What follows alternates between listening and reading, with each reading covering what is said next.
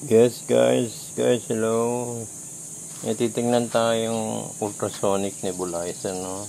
So, actually, hindi naman natin to titignan, nire-recondition lang natin kasi na-stock lang to ng medyo hindi na nagamit. Ito, medyo puro alikabok.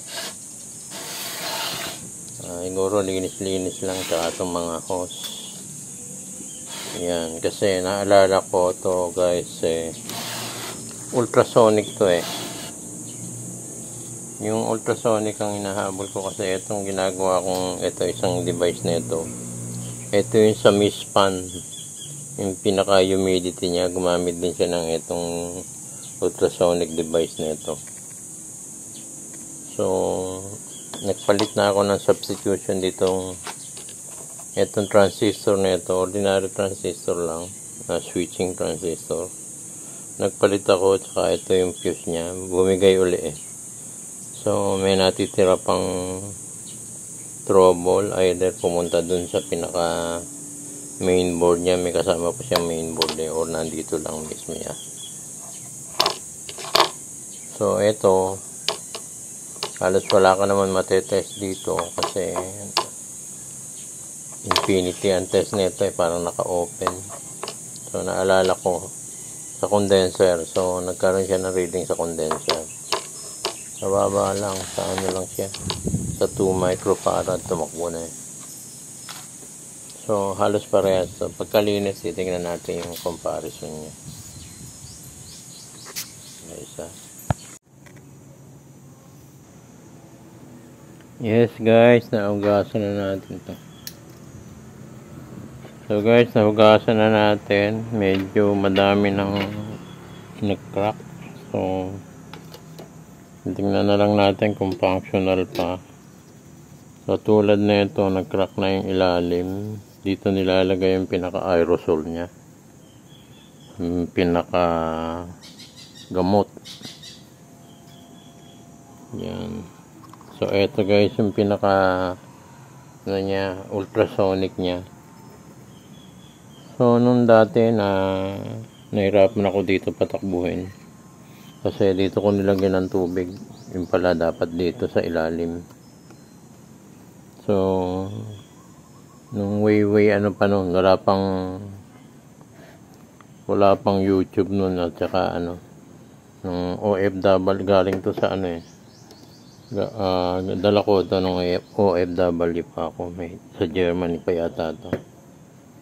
Omron, ayan, Omron yan.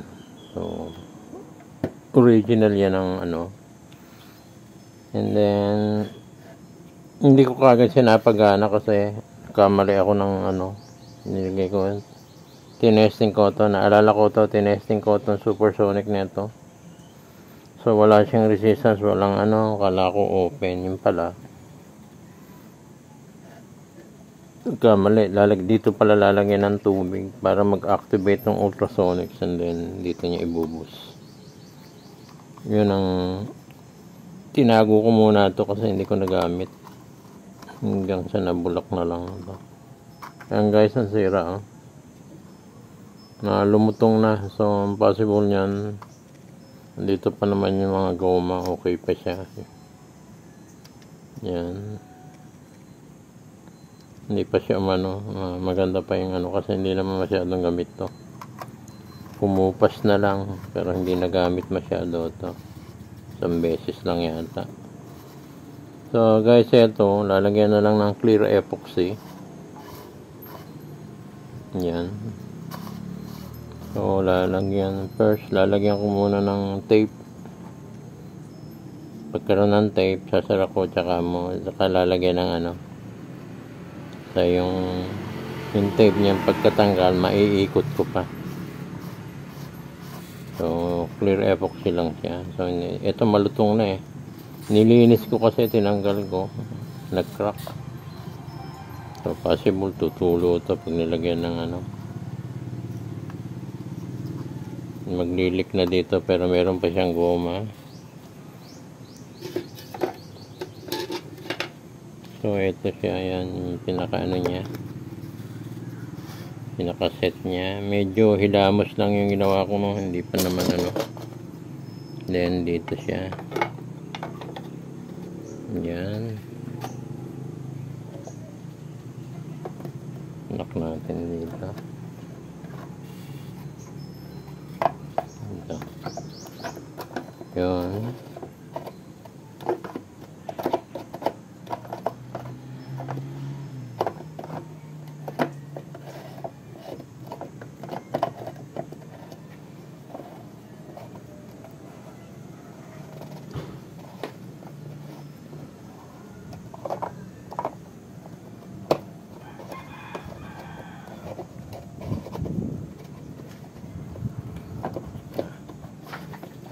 Mag-lock siya.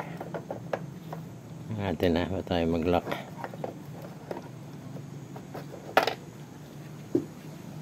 Kumalas. Hindi ganda siya.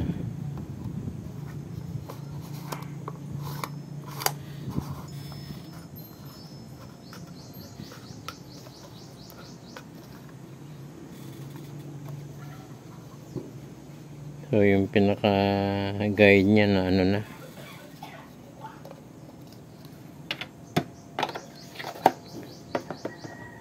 nasira na yung pinaka guide niya pala.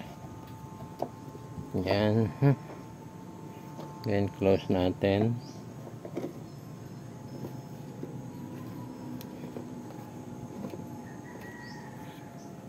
Lagyan muna natin siya ng ano, teka.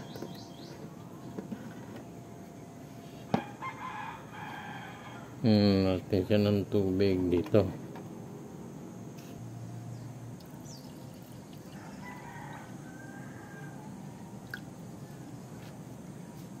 Ito naman. Diyan lang siya. And then, so ito yung gilid na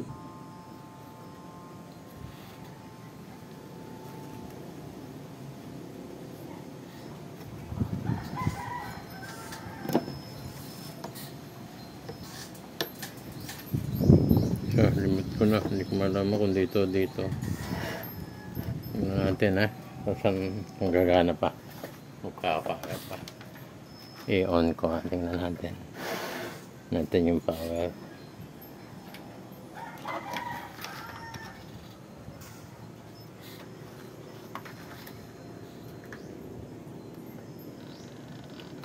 Yun, may power siya.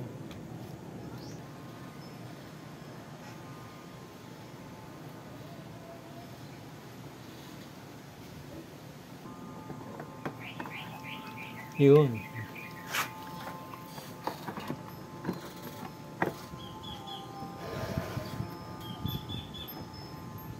So, yung pinano niya yan, umusok pa siya. Tayin muna natin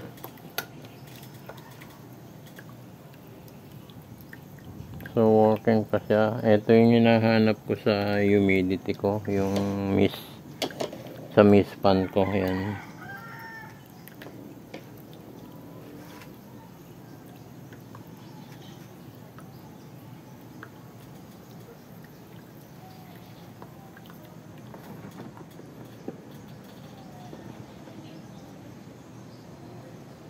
Kaya lang wala akong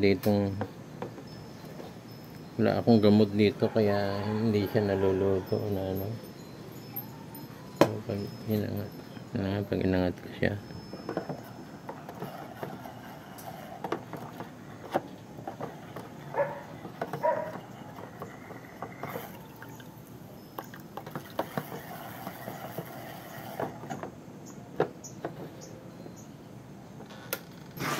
natin ng konti dito sa taas. Wala akong aerosol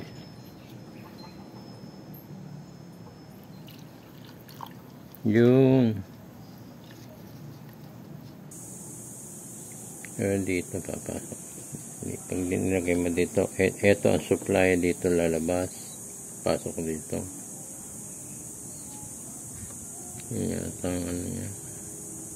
Ito yan. Ito may araw palabas. Ayan.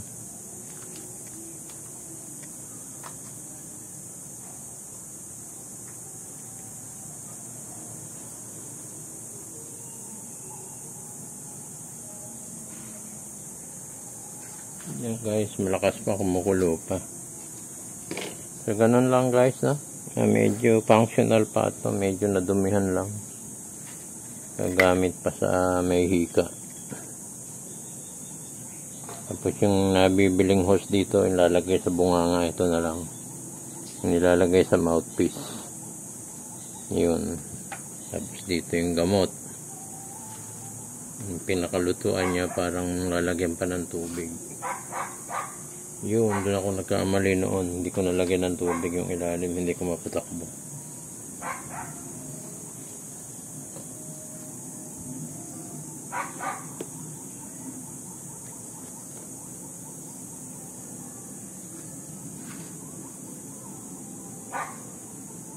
Yan na guys, ito pa yung usok.